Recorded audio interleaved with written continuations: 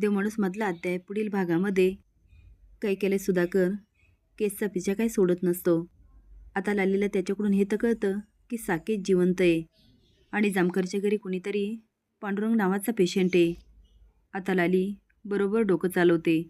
ती आता रात्री जाते आणि खड्डा खांदत असते आणि त्यामधून पैशाची बॅग काढत म्हणते उद्याच त्या शालिनीला पैसे देते, म्हणजे ती अजून जोमाने कामाला लागेल.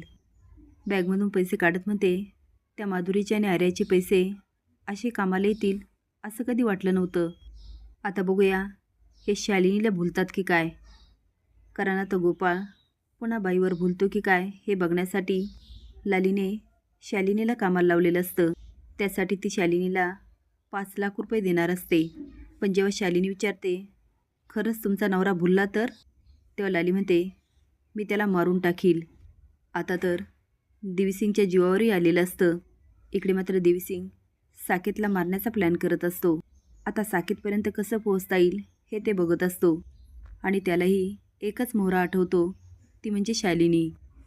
तो कात्री घेतो आणि विचार करतो आता साकेतपर्यंत पोहोचण्याचा एकच मार्ग म्हणजे ती शालिनी, आणि तिला हे काम करायला लावण्याआधी प्रेमात पाडावं लागेल.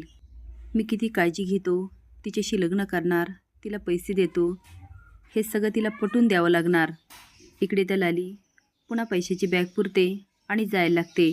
तेव्हा त्याला तिथेच सुधाकर दिसतो.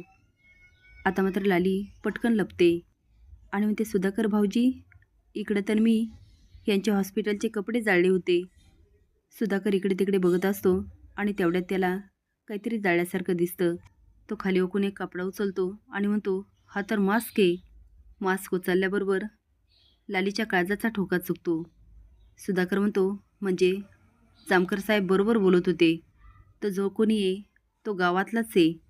लाली म्हणते अरे देवा, हा तर मास्क यांच्या हाती लागला. मी सगळे कपडे जाळले पण हा कसा जळाला नाही. डोक्यात मारत म्हणते लाली लाली तू बघायला हवं होतं.